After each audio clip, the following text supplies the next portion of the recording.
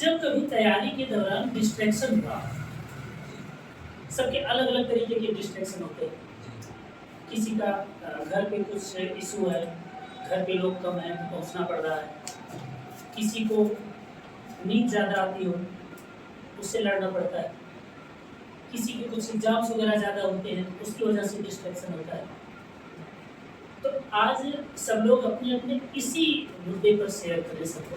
हो सकता है कुछ लोग ऐसे हों जो कि अपनी समस्याओं के लिए इलाज नहीं ढूंढ पा रहे हैं। तो ये बताइए कि आपको किन चीज़ों से डिस्ट्रैक्शन हुआ और उस डिस्ट्रैक्शन से हटने का आपने क्या इलाज निकाला? नहीं, अब थोड़ा सा कुछ करना पड़ेगा, थोड़ा सा लड़ना पड़ेगा हेल्थ से। तो प्रभु की कृपा से, आप सबकी कृपा से ठीक है। और डिस्ट्रैक्शन तो सर ये है कि मेरी सबसे बड़ी डिस्ट्रैक्शन है कि नींद जो है बहुत ज़्यादा आती है। और ये फ़ोन तो हालांकि पहले तो 12-13 घंटे फ़ोन यूज़ करते थे, अब तो मान लीजिए 5-6-7 हो जाता है कभी कभी। 12-13 घंटे मतलब जितना जागते थे उतना हाँ, फोन? उतना सर चला देते थे। अच्छा। मतलब ऐसे 2 बजे तक सोते थे तो 12-2 बज जाता है, नॉर्मल रहते हैं। तो मतलब मूवी देखना, उसी में क्लास 1-2 घंटे 4 घंटे होती हाँ, थी, लेकिन ज़्यादातर रील्स वगैरह स्क्रॉल करते रहते थे। इंस्टाग्राम सबसे बड़ा डिस्ट्रैक्शन जो इंस्टा है, फिर हमने इंस्टा और फेसबुक दोनों ही बंद कर दिया, बिल्कुल बंद कर दिया। सही। अब फेसबुक है, यूट्यूब पे सर उतना मतलब वो रील्स देता नहीं है, थोड़ा सा मतलब नॉर्मल देता है, उतना यूट्यूब पे देखते हैं तो थोड़ा बहुत देख लेते हैं, बहुत ज़्यादा नहीं देखते। मतलब इलाज ये निकाला कि न रहे बांस न बजे बांसुरी। सही है। अब कभी कभी जब मन करता है तो बस इंस्टॉल करते हैं, थोड़ा सा देखेंगे क्या कैसे चल रहा है, इसके बाद तुरंत इंस्टॉल कर देते हैं। सही है। अब इन सब चीज़ों से तुम्हारे रील वगैरह उतना नहीं देखते हैं, कभी कभी मन कर दिया तो देख लेते हैं वैसे यूट्यूब पे। और बाकी सर चल रहा है आपके आशीर्वाद से। चलिए, ज़रूर सफलता मिलेगी आपको। Again happy teachers day sir. जैसा कि सर बता रहे हैं कि कैसे कैसे डिस्ट्रैक्शन आए तैयारी में और कैसे ओवरकम किए। तो इसके लिए सबसे पहले तो हमारे लिए बड़ा चैलेंज ये था कि तरह तरह के कंपटीशन में बैठना है, किसी एक प्रॉपर एक एग्जाम को लेकर के टारगेट ना करें। ये चीज़ें चली लगभग कोविड तक। कोविड के बाद जब मैंने ट्रांसलेटर पहली बार दिया, जो हिंदी जूनियर ट्रांसलेटर एसएससी कराती है, तो उस समय हमारा मेंस लगा, तो उससे थोड़ा सा काम करके दिया। अभी रिसेंटली ज्वाइन किए थे सर के यहाँ, 2-3 महीना ज्वाइन किए, उसके बाद बैठे तो उसमें मेंस हमारा लगा, उसको दिए तो बहुत बेहतर तो रिजल्ट नहीं आया। बेहतर का रिजल्ट होता तो हो जाता, लेकिन कुछ मार्क्स से रुके। तो उसके बाद लगा कि नहीं, किसी एक फील्ड में लग करके और उसी एग्जाम से सटे जो भी एग्जाम है या उसका जो सिलेबस फॉलो करता है उसके अनुरूप चलेंगे तो चीज़ें थोड़ी सी और आसान हो जाएगी और धीरे धीरे उस दिशा में अच्छे से चलते जाएंगे। मैंने भी यही किया, अनुवाद का देना शुरू किया। उसके बाद अब टीचिंग है तो केवल टीचिंग में देते हैं। तो हमारा सब्जेक्ट भी इंग्लिश है, तो इंग्लिश ग्रामर अनुवाद में भी तैयार हो जाता है, अनुवादक के लिए भी और इसके लिए भी। तो अभी तो दे रहे हैं एग्जाम को, धीरे धीरे देखते हैं रिजल्ट कब तक आता है। मतलब आपका डिस्ट्रैक्शन डिफरेंट टाइप के एग्जाम को लेकर के, जो कि अलग अलग सिलेबस देते थे। सर टाइम कंज्यूम नहीं हो पाता था। टाइम ज़्यादा कंज्यूम हो जाता। जी सर। उससे पहले थोड़ी सी ये थी कि टीचिंग वगैरह कराते थे तो 4-5 घंटे घर भी चले जाते थे, फिर उसके बाद क्लास करके आना, फिर 4 घंटे पढ़ाने के बाद समय नहीं मिलता था। तो फिर जब यहाँ आए तो धीरे धीरे उन चीज़ों को लगा कि नहीं, यहाँ हमको समय देना चाहिए। तो अब चीज़ें बेहतर हो रही हैं, हमको भी लग रहा है चीज़ें बेहतर हो रही हैं। देखते हैं कब तक चलता है। मतलब ज़्यादा फोकस हो पाए। जी थैंक यू सर। और हिंदी मीडियम से हूँ। इंग्लिश मेरी बहुत ही कमज़ोर है, पहले भी कमज़ोर थी, अब भी कमज़ोर है। कोचिंग आते हैं थोड़ा बहुत आ रही है। और 11th से आए हैं इलाहाबाद, स्टेनोग्राफर में भी तैयारी करता हूँ। शॉर्ट हैंड भी सीखा हूँ, अभी काफ़ी सीख लिया हूँ। इंग्लिश की बेसिक कोचिंग यहीं किए थे, अब 1 महीने हो गया टेस्ट मारने आते हैं। और अभी मुझे कोई मोबाइल वाइल से दिक्कत नहीं है, अभी तो उसमें नहीं। मतलब ज़्यादा देखते हो इसलिए दिक्कत नहीं है कि कम देखते हो? नहीं अभी सर, अभी सर्किल है वो बहुत बेहतरीन रहना चाहिए। जो 2-4 मित्र हैं वो अच्छे रहना चाहिए, आपके सब्जेक्ट रिलेटेड रहना चाहिए। आज तक जो भी लड़के सेलेक्ट हुए, अगर उनका ग्रुप अच्छा है तो आज जो सेलेक्ट हैं चाहे कितने भी खराब, हमने ये देखा है। अच्छे ग्रुप की वजह से। वेरी गुड, सही बात। अच्छा रहेगा तो आज आप सेलेक्ट। कब सिलेक्शन होगा आपका?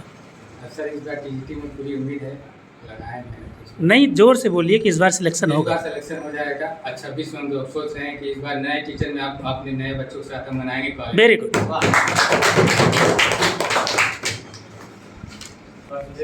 वासुदेव हैं अभी?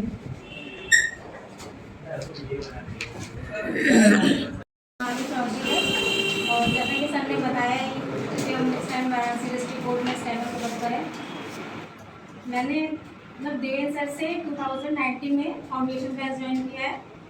उसके बाद फिर सर की गाइडेंस से मैंने प्रैक्टिस बैच ज्वाइन किया। प्रैक्टिस बैच से काफ़ी हेल्प मिली क्योंकि एग्जाम्स में बहुत डिफरेंट क्वेश्चन आते हैं तो करने में दिक्कत होती है। तो प्रैक्टिस बैच करने से कंटिन्यू करने से थोड़ा हेल्प मिली क्योंकि मतलब वैसे क्वेश्चन एग्जाम में आ जाते थे, इससे मुझे काफ़ी हेल्प हो गई। और बाकी जीएस का क्वेश्चन है वो यूट्यूब वगैरह से देख के कर ही लगी हूँ। और शॉर्ट हैंड मैंने सर से सीखा है, राममूर्ति सर है, उनसे किया है। कुछ ऐसा शेयर करो सबसे कि जैसे तैयारी के दौरान ये होता है कि लंबा टाइम हो गया, नहीं हो रहा है या रिजल्ट नहीं निकल रहा है, तब क्या सोचते? बहुत सारे मतलब लोगों के ताने सुनने को मिलते थे, कितने दिन से पढ़ रहे हो, कुछ नहीं हो रहा है, ये वो, बहुत जगह जाना बंद कर दिया।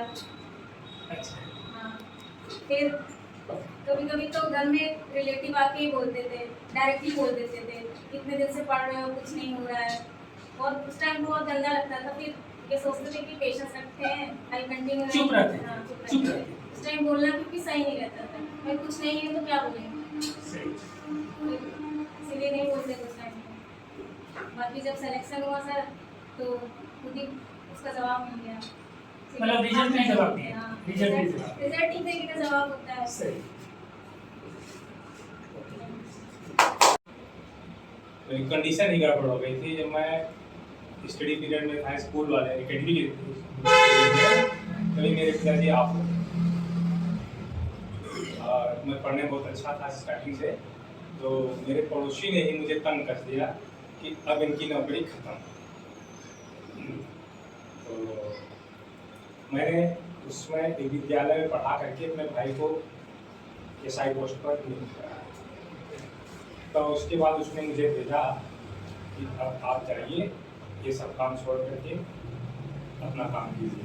तो वो टेंशन में बढ़ गई। यहाँ 2-3 साल पहले मैंने लगभग आया, अपने मन से तो कोई जिम्मेदारी से लगा हूँ। बीच बीच में कभी कभी छोटी छोटी मुसीबत आ जाती है, उसको अवॉइड करते हुए लगा हूँ। अगर ईश्वर साथ दिया, गुरु जी की कृपा रही, तो संभवतः मुझे विश्वास है कि कंपटीशन की क्वालिफाई कर सकते। वेरी गुड, बहुत।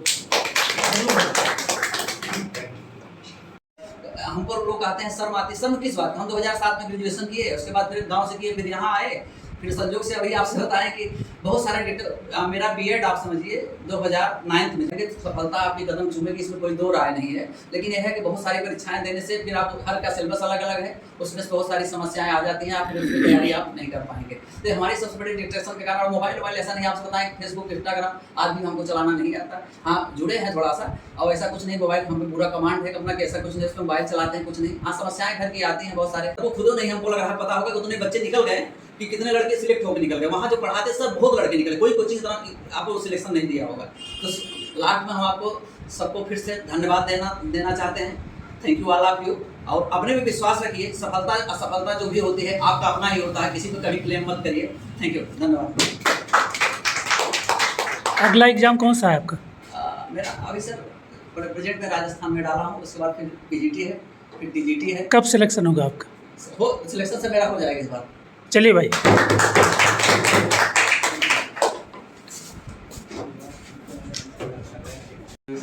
मेरा नाम वासुदेव जायसवाल है। और डिस्ट्रैक्शन तो हम लोग जब स्टार्टिंग में स्टार्ट किए पढ़ाई तो हाई स्कूल किए, इंटर किए, बीए किए, फिर डिस्ट्रैक्शन चाहे जो भी है, मेरा मानना ये है कि आपका व्यवहार और आपका जो सर्कल होता है वो बहुत बेहतर होना चाहिए। आई थिंक फिर हम लोग 12 में आए, नागेंद्र हमको 12 में मिला, तब से लेके आज तक हम लोग साथ में आए दोनों लोग। फिर हमने ग्रेजुएशन करने के बाद मास्टर किया BHU से, फिर उसके बाद फिर कुछ हुआ नहीं, थोड़ा बहुत ऑपरेशन था, थोड़ा चोट लगी थी क्योंकि मैं मार्शल आर्ट सीखता था, और उसकी वजह से ऑपरेशन हुआ। तो फिर बहुत लोगों को पता चला जैसे वो ट्यूमर था, तो कुछ लोग रिलेशन वाले रखते थे कि हो सकता है बचेगा नहीं। फिर उसके बाद कुछ हुआ नहीं, नॉर्मल चलते गए। 18 में मैंने सेलेक्ट किया, नौकरी ज्वाइन किया, फिर जाकर के 3 साल मैंने नौकरी किया। फिर उसके बाद अच्छी खासी सैलरी भी मिलती थी, अच्छी खासी जॉब बढ़िया थी, सब कुछ मेरा बढ़िया चल रहा था। लेकिन कोविड के बाद किसी कारणवश सस्पेंड हुआ। फिर उसके बाद घर आया तो फिर सब लोग बोले कि बैठ के क्या करोगे, कुछ करते करो। फिर मैंने PhD में एडमिशन ले लिया, मेरा PhD चलता रहा। फिर नागिन बोला इलाहाबाद आ जाओ, सर के यहाँ नागिन पहले से ही पढ़ता था, तो हम कैसे चलते हैं। फिर मेरी शादी भी हो गई उसी टाइम, फिर यहाँ आए, फिर फर्स्ट टाइम मैं बिहार में बैठा, उस टाइम पिछले साल बैठा था, तो बस 1 नंबर से रुका। उसके पीछे कारण ये था कि मेरी बच्ची एक्सपायर हुई थी, उसी के कुछ ही दिन बाद मेरा एग्जाम था। बस ग्रामर में ही मेरा चूक हुआ था। मेरा लिटरेचर बहुत अच्छा था, 60 में से 58 क्वेश्चन लिटरेचर में से किए थे, लेकिन ग्रामर में बहुत हुआ। फिर यहाँ आए, नेक्स्ट टाइम लगता है कि फरियाद देंगे कोई ना कोई। सही है, फरियाद देंगे। वो सारी चीज़ें कवर हो गई, सारे डिस्ट्रक्शन कवर हो गए। तो बस ये 4 लाइन बहुत फेमस है कि 4 लोग क्या कहेंगे। और ये एक लाइन ऐसी है, ये टैग लाइन है कि हम इनफैक्ट जब से कह सकते हैं आप पैदा होते हैं और जब तक रहेंगे तब तक ये हमारा पीछा नहीं छोड़ने वाले हैं। और रही बात मेरी इंट्रो की या फिर कह लें अपने बारे में बताने की, तो ट्रिपल ग्रेजुएशन है, ट्रिपल पीजी है और डबल इंटर है। Double inter in the sense कि मेरा अगेन है, तो इंटर के वैलेंट है वो भी। और उसके बाद मेरा बीएससी है इलाहाबाद यूनिवर्सिटी से, एमएससी है बायोकेमिस्ट्री से मैंने किया था, क्योंकि मैंने बीएड किया था कानपुर यूनिवर्सिटी से। उसके बाद ये था कि सिलेक्शन हो जाएगा, यूजुअली बस 3 नंबर से रह गया था, तो जैसे मैं बहुत ध्यान दिया। तो चली थी 19,000 टीचर साइंस मैथ के टीचर की वैकेंसी में, और फिर उसके बाद नहीं हुआ किसी तरह से, बस लुढ़कते बस कहते हैं ना कि वो पत्थर भी लुढ़कते कंकर भी संकर बचता है, बस वैसी अपनी स्टोरी रही कुछ। देन 4 साल की एडवोकेट सी की प्रैक्टिस के साथ मैं आज आप लोगों के साथ हूँ। लेकिन ये जो 4 लोग क्या कहेंगे या फिर लोग क्या कहेंगे, ये टैगलाइन अभी भी मेरा पीछा नहीं छोड़ेगी और पीछा छोड़ेगी भी नहीं। और मुझे ये लगता है कि उन्हें हम जवाब दें, हम बेहतर जवाब किसी को दे ही नहीं सकते एक्चुअली। हम किसी को जस्टिफाई या सेटिस्फाई कर ही नहीं सकते हैं अपने जवाब से। मुझे ये लगता है कि जवाब से सेटिस्फाइड करने से बहुत बेहतर है और बहुत अच्छा और बहुत करारा, ये गुब्बारे की आवाज़ की तरह जवाब होगा आपके सिलेक्शन से या फिर अपने काम से आप उन्हें